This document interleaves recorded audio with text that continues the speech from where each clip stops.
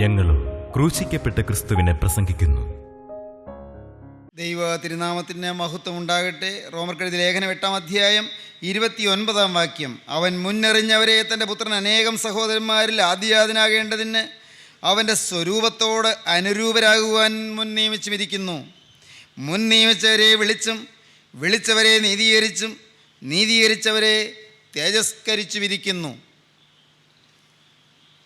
ഞാൻ മനോഹരമായൊരു പുസ്തകം പണ്ട് വായിച്ചിട്ടുണ്ട്. പ്രിസൺ ടു പ്രൈസ് എന്നാണ് ഇതിൻ്റെ പേര്. മെർലിൻ കറദേഴ്സ് എഴുതിയൊരു പുസ്തകമാണ്.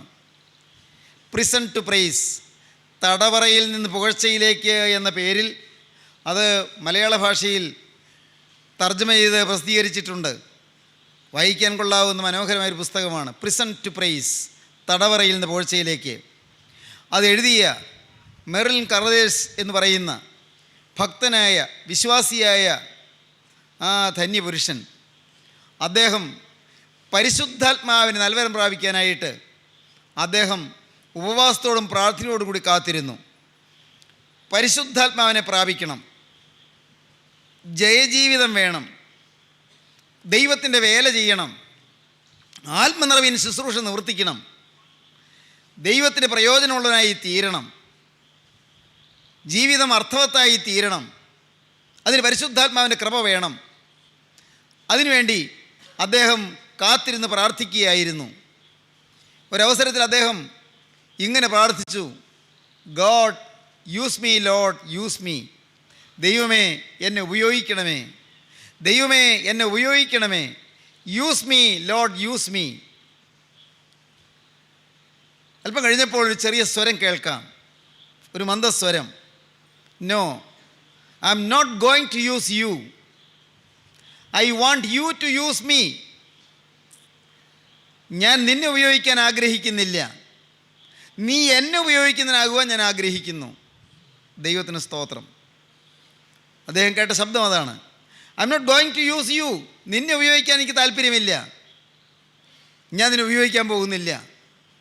But I want you to use me, നീ എന്നെ ഉപയോഗിക്കുന്നതിനായി തീരാൻ ഞാൻ ആഗ്രഹിക്കുന്നു. എന്താണ് ഇതിൻ്റെ അർത്ഥം? ദൈവം നമ്മെ ഉപയോഗിക്കുകയല്ല, നാം ദൈവത്തെ ഉപയോഗിക്കുകയാണ്. കാരണം എല്ലാം നിവർത്തിക്കുന്ന ദൈവമാണ്. നമ്മെ അവൻ മുന്നറിഞ്ഞു. ഒന്ന് മുന്നറിഞ്ഞു, നമ്മെ അവൻ മുന്നറിഞ്ഞു. അവൻ മുന്നറിഞ്ഞവരെ തൻ്റെ പുത്രൻ അനേകം സഹോദരന്മാരിൽ ആദ്യജാതനാകേണ്ടതിന് അവൻ്റെ സ്വരൂപത്തോട് അനുരൂപരാകുവാൻ മുൻ നിയമിച്ചുമിരിക്കുന്നു. മുൻ നിയമിച്ചു, മുന്നമേ അറിഞ്ഞു, മുന്നമേ നിയമിച്ചു. മുന്നറിഞ്ഞവരെ മുൻ നിയമിച്ചുമിരിക്കുന്നു. തീർന്നില്ല. മൂന്നാമതെന്താണ്? അവൻ മുന്നറിഞ്ഞവരെ തൻ്റെ പുത്രൻ അനേകം സഹോദരന്മാരിൽ ആദ്യജാതനാകേണ്ടതിന് അവൻ്റെ സ്വരൂപത്തോട് അനുരൂപരാകുവാൻ മുൻ നിയമിച്ചിരിക്കുന്നു. മുൻ നിയമിച്ചവരെ വിളിച്ചും മുൻ നിയമിച്ചവരെ വിളിക്കുന്നു. ദൈവത്തിന് സ്തോത്രം. എല്ലാം ദൈവം ചെയ്യുകയാണ്. മുന്നമേ അറിഞ്ഞു, മുന്നമേ നിയമിച്ചു, വിളിച്ചു. അത് കഴിഞ്ഞു. എന്താണ് ചെയ്തത്? അവൻ വിളിച്ചിട്ട് അവരെ തെരഞ്ഞെടുത്തു. എഫേസ്യ ലേഖനം 1-ാം അധ്യായം 4-ാം വാക്യത്തിൽ കഴിഞ്ഞൊരു പ്രസംഗത്തിൽ നാം അത് കണ്ടതാണ്. അവൻ നമ്മെ തെരഞ്ഞെടുത്തു, മുന്നമേ അറിഞ്ഞു, മുന്നമേ നിയമിച്ചു, അവൻ നമ്മെ വിളിച്ചു, അവൻ നമ്മെ തെരഞ്ഞെടുത്തു. തീർന്നില്ല. അഞ്ചാമതായി എഫേസ്യ ലേഖനം 1-ാം അധ്യായം 5-ാം വാക്യത്തിൽ അവൻ നമ്മെ ദത്തെടുത്തു. ദൈവം അന്യഭവനത്തിൽ പിറന്നവരായ നമ്മെ, അന്യൻ്റെ മക്കളായ നമ്മെ ദൈവം സ്വന്തം മകനെ പോലെ നമ്മെ തിരഞ്ഞെടുത്തു, നമ്മെ ദത്തെടുത്തു, നമ്മെ അഡോപ്റ്റ് ചെയ്തു, നമ്മെ ദത്തെടുത്തു. ദൈവത്തിന് സ്തോത്രം. പിശാചിൻ്റെ സന്തതിയായ മനുഷ്യനെ, സാത്താൻ്റെ പ്രകൃതിയുള്ള മനുഷ്യനെ, പൈശാചിക വ്യാപാരമുള്ള മനുഷ്യനെ സ്നേഹവാനായ ദൈവം ദത്തെടുത്ത് സ്വന്തം മകനാക്കി തീർത്തു. ദത്തെടുത്തു. തീർന്നില്ല. ആറാമതായി അവൻ മുന്നറിഞ്ഞവരെ തൻ്റെ പുത്രൻ അനേകം സഹോദരന്മാരിൽ ആദ്യജാതനാകേണ്ടതിന് അവൻ്റെ സ്വരൂപത്തോട് അനുരൂപരാകുവാൻ മുൻ നിയമിച്ചിരിക്കുന്നു. മുൻ നിയമിച്ചവരെ വിളിച്ചും വിളിച്ചവരെ നീതീകരിച്ചും നീതീകരിച്ചവരെ തിരസ്കരിച്ചിരിക്കുന്നു. വിളിച്ചു, തെരഞ്ഞെടുത്തു, ദത്തെടുത്തു. തീർന്നില്ല. അവരെ നീതീകരിച്ചു. നീതീകരണം. ഈ വാക്ക് ഈ നീതീകരണം എന്ന് പറയുന്ന പദം അത് എത്ര വിവരിച്ചാലും തീരുകയില്ല, എത്ര പറഞ്ഞാലും തീരുകയില്ല. കുറ്റവാളിയായ എന്നെ കുറ്റമില്ലാത്തവനെന്ന് മുദ്ര കുത്തി തരുന്നതാണ് നീതീകരണം. നീതികെട്ടവനായ എന്നെ നീതിമാനെന്ന് സർവകൃപാലുവായ ദൈവം, നിത്യോന്നതനായ ദൈവം നീതിമാനെന്ന് സർട്ടിഫൈ ചെയ്യുന്നതാണ് നീതീകരണം. അൺജസ്റ്റായ എന്നെ ജസ്റ്റ് എന്ന് നിത്യനായ ദൈവം എന്നെ സ്വീകരിക്കുന്നതാണ് നീതീകരണം, എന്നെ അംഗീകരിക്കുന്നതാണ് നീതീകരണം. മുഴുവൻ പാപത്തിൽ പിറന്നവനായ എന്നെ, അകൃത്യത്തിൽ ഞാൻ ഉരുവായി പാപത്തിൽ എൻ്റെ അമ്മ എന്നെ ഗർഭം ധരിച്ചു എന്ന് പറയത്തക്കവണ്ണം ജനിക്കുമ്പോൾ തന്നെ പാപമായ പ്രകൃതിയോടുകൂടി പിറക്കുന്നവനായ എന്നെ നീതിമാന് എന്ന് ദൈവം പരിഗണിക്കുന്നതാണ്, ദൈവം അങ്ങനെ കണക്കാക്കുന്നതാണ് നീതീകരണം. ദൈവത്തിന് സ്തോത്രം. ദൈവത്തിൻ്റെ വലിയ നാമം മഹത്വപ്പെടട്ടെ. പ്രിയപ്പെട്ടവരെ, നമ്മിൽ സാത്താൻ്റെ വിഷമുള്ളുണ്ട്, പിശാചിൻ്റെ വിഷമുള്ള പാപം വിഷമുള്ളുണ്ട്, നമ്മിൽ സാത്താൻ്റെ വിഷമുള്ള ഏറ്റിട്ടുണ്ട്. ഒരു ചെറിയ ഉദാഹരണം. 2 കുട്ടികൾ, ചേട്ടനും അനിയനുമാണ്. പിള്ളേരെ വീട്ടിൽ നിന്നിറങ്ങി വെറുതെ പറമ്പിൽ കൂടി നടക്കുകയായിരുന്നു. അപ്പോൾ ആ സമയത്ത് പല കുറ്റിപ്പടർപ്പുകളും ചെടികളും മരങ്ങളും എല്ലാം അവിടെ നിൽപ്പുണ്ട്. അതിൽ നിന്ന് ഏതോ ഒരു തേനീച്ച പോലത്തെ ഏതോ ഒരു പ്രാണിയോ, തേനീച്ചയാവില്ല, വലിയ വൻതേൻ കിട്ടുന്ന വലിയ തരം തേനീച്ചകളൊക്കെ ഉണ്ടല്ലോ, ആകാം, അല്ല കടന്നലാണോ ആവോ, ഏതോ ഒരു വലിയ ഒരു പ്രാണി വന്ന് ഈ മൂത്ത കുഞ്ഞിനെ കൊത്തി. അയ്യോ, അത് സഹിക്കവയ്യാത്ത വേദന. നിമിഷ നേരം കൊണ്ട് ആ കുഞ്ഞിൻ്റെ കൊത്തുകൊണ്ടിടങ്ങ് തടിച്ചു. വേദന സഹിക്കവയ്യ. കൊച്ചു ഉച്ചത്തിൽ കരയുകയാണ്. അമ്മയോടി വന്നു, അപ്പനോടി വന്നു, എല്ലാവരും ഓടി വന്നു. കൊച്ചിനെ ചേർത്തണച്ച് പിടിച്ചു. മനസ്സിലായി കൊത്തിയ സ്ഥലം. അവിടെ നല്ലതുപോലെ നീരുമെത്തിയിട്ടുണ്ട്, അസഹ്യമായ വേദനയുണ്ട്. ആ സമയത്ത് ഇളയ കൊച്ചു ഉച്ചത്തിൽ കരയാൻ തുടങ്ങി. ഇളയമോൻ കരയുന്നതിനാ? ആ ജീവി, ഈ കൊത്തിയ ജീവി ആ കൊച്ചിൻ്റെ പേരെ പറന്നു വരുന്നു. അയ്യോ, എന്നെയും കൊത്തും. കുട്ടി ഇങ്ങനെ ഉച്ചത്തിൽ കരയുകയാണ്. അയ്യോ, എന്നെ കൊത്തും, എന്നെ ഇപ്പോൾ കൊത്തും, അയ്യോ എന്നെ കൊത്തും. ഈ ചേട്ടൻ കരയുന്നത് അനിയൻ കണ്ടില്ലേ? ഭയങ്കരമായ വേദനയിൽ ചേട്ടൻ പിടയുന്നത് കണ്ടില്ലേ? എന്നെയും കൊത്തും. ഉടനെ അപ്പം പറഞ്ഞു, മോനെ നീ പേടിക്കണ്ട, അത് ഇനി കൊത്തിയാൽ ഒന്നും ഫലപ്പെടില്ല. അതിൻ്റെ കൊമ്പ് ഇവൻ്റെ ദേഹത്തിരിക്കുക. അവൻ്റെ കൊമ്പ്, കുത്തിയ ആ കൊമ്പുണ്ടല്ലോ, അത് നിൻ്റെ ചേട്ടൻ്റെ ദേഹത്തിരിപ്പുണ്ട്. അതവിടെ ഉള്ളിടത്തോളം അവനിനി കൊത്താൻ കൊമ്പില്ല. അവൻ്റെ ആ സൂചിമന പോലത്തെ കൊമ്പ് ഒടിഞ്ഞുപോയി. നീ പേടിക്കണ്ട. ഇതൊരു ചെറിയ ഉദാഹരണമാണ്, ലളിതമായൊരു ഉദാഹരണം. എന്താണ് മനസ്സിലായോ നിങ്ങൾക്ക് പ്രിയപ്പെട്ടവരെ? കരുണയുള്ള കർത്താവ് സാത്താൻ്റെ കുത്തേറ്റു. എൻ്റെ ദൈവത്തിന് സ്തോത്രം. ഇളയ സഹോദരങ്ങളായി നമ്മെ രക്ഷിക്കുവാൻ, മൂത്ത മകൻ അനുജന്മാരെ രക്ഷിക്കാൻ അവൻ പിശാചിൻ്റെ കുത്തേറ്റു. ഇവിടെ പറയുന്നത് എന്താണ്? അവൻ മുന്നെറിഞ്ഞവരെ തൻ്റെ പുത്രൻ അനേകം സഹോദരന്മാരിൽ ആദ്യജാതനാകേണ്ടതിന് അവൻ്റെ സ്വരൂപത്തോട് അനുരൂപരാകുവാൻ മുൻ നിയമിച്ചിരിക്കുന്നു. നമ്മെ നീതീകരിക്കാൻ, നമ്മെ കുറ്റമില്ലാത്തവരെന്ന് വിധിക്കുവാൻ, നമ്മെ കുറ്റമില്ലാത്തവരെന്ന് അംഗീകരിച്ചു തരുവാൻ കരുണയുള്ള കർത്താവ് പാപത്തിൻ്റെ സകല വേദനയും സകല ശിക്ഷയും തൻ്റെ മേലേറ്റു. ക്രിസ്തു ആ ഭീകരനായ പൈശാചികൻ്റെ പാപത്തിൻ്റെ വിഷമുള്ളേറ്റു.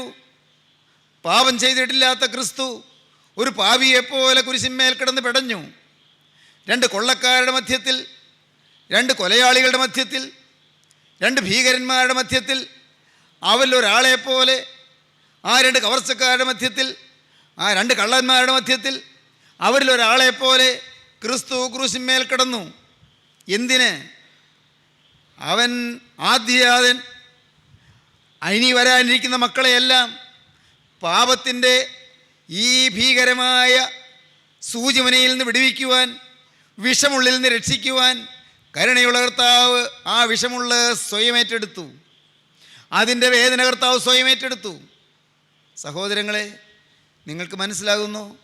ഇത് നാം അറിയുമ്പോൾ എൻ്റെ കർത്താവേ, എനിക്ക് നീ സൗജന്യമായ നീതീകരണം തന്നല്ലോ എന്ന് നമ്മുടെ ഹൃദയം നന്ദി കൊണ്ട് നിറയും.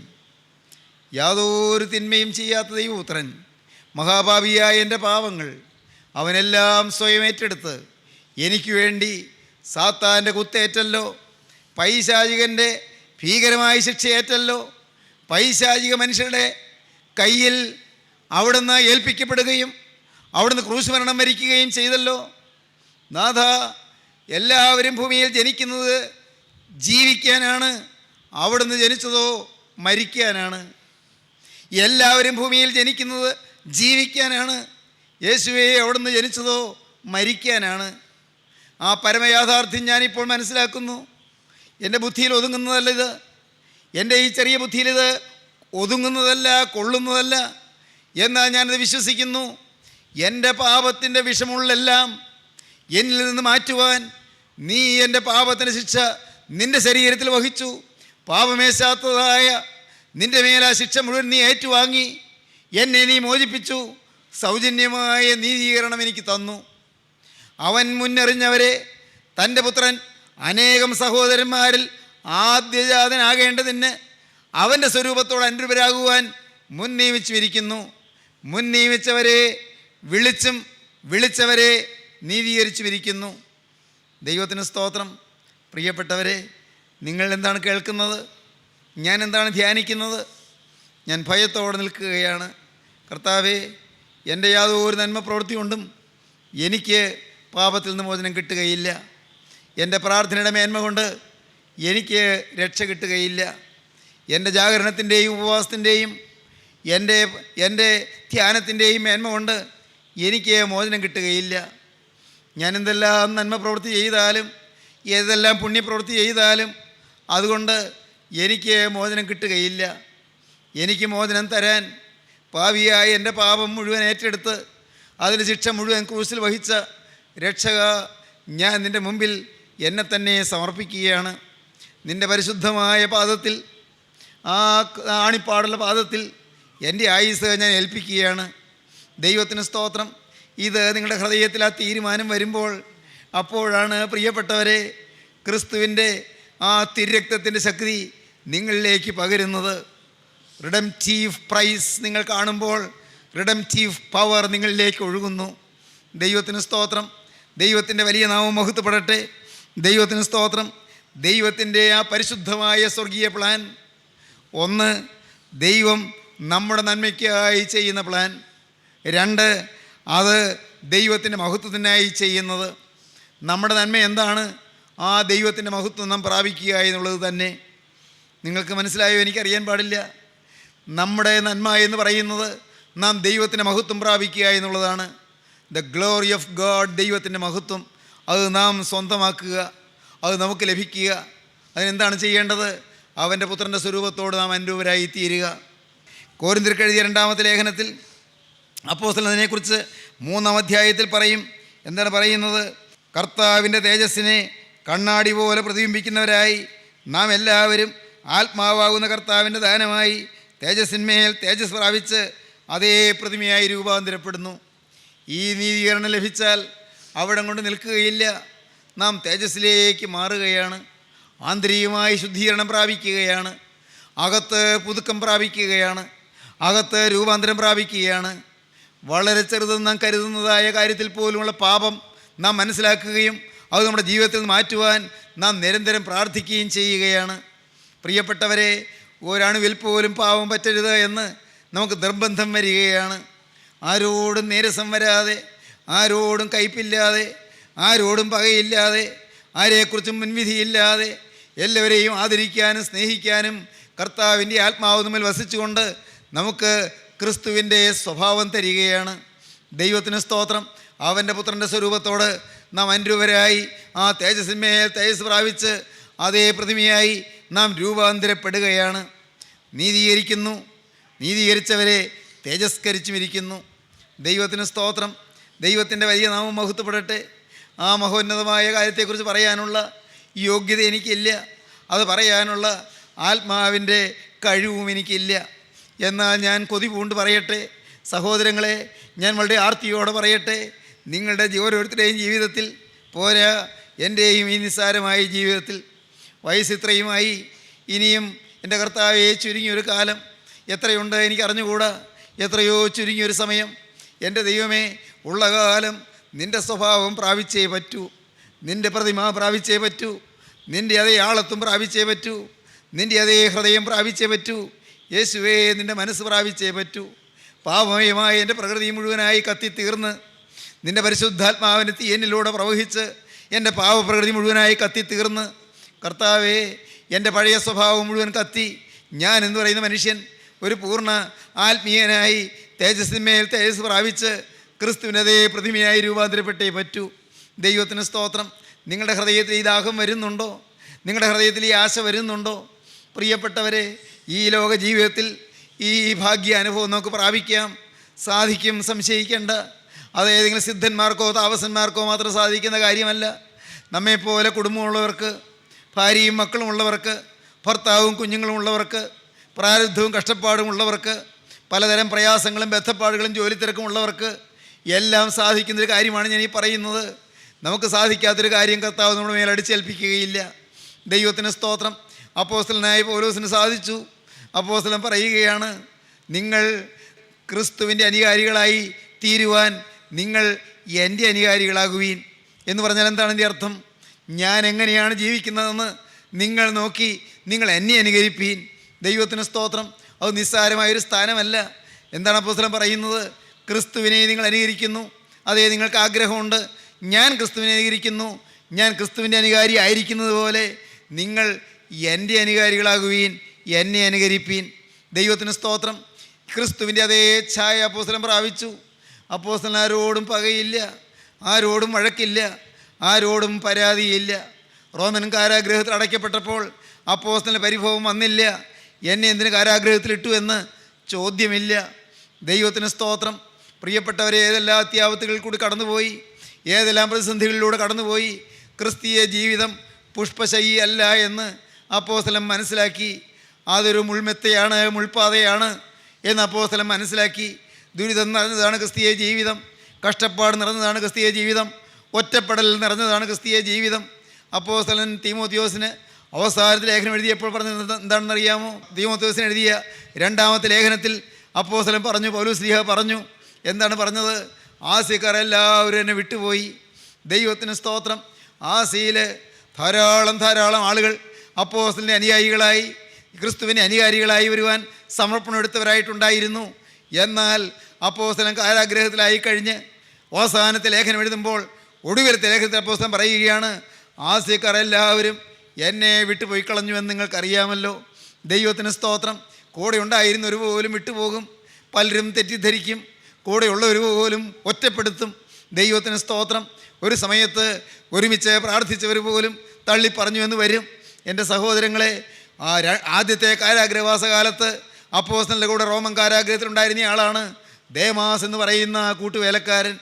എന്നാൽ രണ്ടാമത്തെ കാരാഗ്രഹവാസമായപ്പോൾ അപ്പോസ്തലൻ തീമോത്തിയോസിന്റെ രണ്ടാമത്തെ ലേഖനത്തിൽ പറയുകയാണ്, ഇങ്ങനെയാണ് പറയുന്നത്: ദേമാസ് ലോകത്തെ സ്നേഹിച്ച് എന്നെ വിട്ട് തെസലോനിക്കയിലേക്ക് പോയി.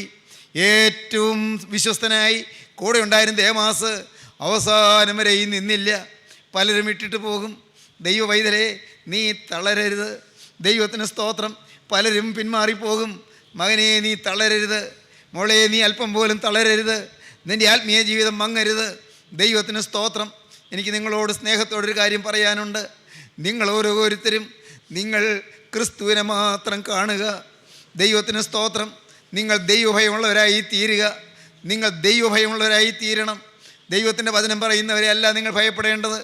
അവരെന്ത് ചിന്തിക്കുമെന്നല്ല നിങ്ങൾ നോക്കേണ്ടത്. ദൈവത്തിൻ്റെ വചനം പറയുന്നവരോ കർത്താവിൻ്റെ മഹത്വമേറിയ ശുശ്രൂഷയ്ക്ക് പങ്കാളികളായി നിൽക്കുന്നവരോ അവരെ നിങ്ങൾ നോക്കണ്ട. അവരെ അല്ല നിങ്ങൾ ആശ്രയിക്കേണ്ടത്. നിങ്ങൾക്ക് നോക്കാൻ കൊള്ളാകുന്നവനായി, കറ തീണ്ടാത്തവനായി ഒരുവനുണ്ട്. അത് കർത്താവായ യേശു ക്രിസ്തു മാത്രം. ദൈവത്തിന് സ്തോത്രം. ഗോകുൽത്തായിലെ കുരിശിൽ മരിച്ചവൻ അവൻ ഇന്ന് ഇപ്പോൾ നിങ്ങളുടെ അരികത്തേക്ക് വന്നിട്ടുണ്ട്. അവൻ ഉയർത്തെഴുന്നേറ്റ് ജീവിക്കുന്നുണ്ട്. അവൻ തന്നെ തന്നെ നിങ്ങൾക്ക് വെളിപ്പെടുത്തി തരികയാണ്. അവൻ്റെ വിലയേറിയ ആശ നിങ്ങൾക്ക് മനസ്സിലാക്കി തരികയാണ്. പ്രിയ മക്കളെ, നിങ്ങൾ എൻ്റെ സ്വഭാവമുള്ളവരാകുവീൻ, എൻ്റെ ഹൃദയമുള്ളവരാകുവീൻ, ക്രിസ്തുവിൻ്റെ മനസ്സുള്ളവരാകുവീൻ. കർത്താവ് കരുണയോടെ പറയുന്നതാണ്, ക്രൂസിൽ ഞാൻ കാണിച്ച സ്നേഹമുണ്ടല്ലോ, ആ സ്നേഹം നിങ്ങൾ ഉൾക്കൊള്ളുവീൻ. ക്രൂസിൽ ഞാൻ കാണിച്ചു തന്നൊരു സ്നേഹമില്ലേ? എല്ലാവരെയും സ്നേഹിക്കുന്നൊരു സ്നേഹം, ആരോടും പരാതിയില്ലാത്ത സ്നേഹം, ഉപദ്രവിക്കുന്നവരോടും പരാതിയില്ലാത്ത സ്നേഹം, എന്നെ മുഖത്ത് തുപ്പിയവരോടും പരിഭവമില്ലാത്ത സ്നേഹം, കന്നത്തടിച്ചവരോടും ഇഷ്ടക്കുറവില്ലാത്ത സ്നേഹം. മക്കളെ, നിങ്ങളത് കണ്ടില്ലേ? ക്രൂസിലെ സ്നേഹം നിങ്ങൾ കണ്ടില്ലേ? ആ ക്രൂസിലെ സ്നേഹം നിങ്ങൾ ഉൾക്കൊള്ളുവീനെന്നാണ് കർത്താവ് പറയുന്നത്. എന്നോട് ഇത് തന്നെയാണ് കർത്താവ് പറയുന്നത്. മകനെ, നീ ഇത്രയും കാലം ദൈവത്തിൻ്റെ വേല ചെയ്തു, ഇത്രയും വയസ്സ് വരെ നീ ജീവിച്ചു, എന്നാൽ എൻ്റെ സ്വഭാവം നീ പ്രാപിക്കൂ. ഇതാണ് യേശു എന്നോടും പറയുന്നത്. ഞാനും തികഞ്ഞവനായില്ല, ഞാനും നിസ്സാരതയിൽ നിൽക്കുന്നു, ഞാനും അല്പപ്രാണിയായി വേല ചെയ്യുന്നു. ദൈവത്തിന് സ്തോത്രം. ഞാനും നിങ്ങളോട് ഈ വചനം പറയുമ്പോൾ ഭയത്തോടെ നിങ്ങളോട് പറയുന്നു, പ്രിയപ്പെട്ടവരെ, നമുക്കൊന്ന് ഒരു പുതിയ സമർപ്പണത്തിലേക്ക് നീങ്ങാം. നമുക്ക് ക്രിസ്തുവിൻ്റെ സ്വഭാവം ഒന്ന് പ്രാപിക്കാൻ ഒരു പുതിയ പ്രതിഷ്ഠയിലേക്ക് നീങ്ങാം. ഒരു പുതിയ വാക്ക് നമ്മുടെ കർത്താവിനോട് പറയാം. കർത്താവേ, നിൻ്റെ അതേ പ്രതിമയായി എനിക്ക് രൂപാന്തരപ്പെടണം. നീ എന്നെ മുന്നറിഞ്ഞു, നീ എന്നെ മുന്നമേ നിയമിച്ചു, നീ എന്നെ വിളിച്ചു, നീ എന്നെ തിരഞ്ഞെടുത്തു, നീ എന്നെ ദത്തെടുത്തു, നീ എന്നെ നീതീകരിച്ചു. കർത്താവേ, നീ എന്നെ തേജസ്കരിച്ചു കൊണ്ടിരിക്കുന്നു. തേജസ്കരണം പൂർത്തിയായി. എന്നിട്ട് വേണം കർത്താവേ എനിക്ക് നിൻ്റെ സന്നിധിയിലേക്ക് പറന്നു വരാൻ.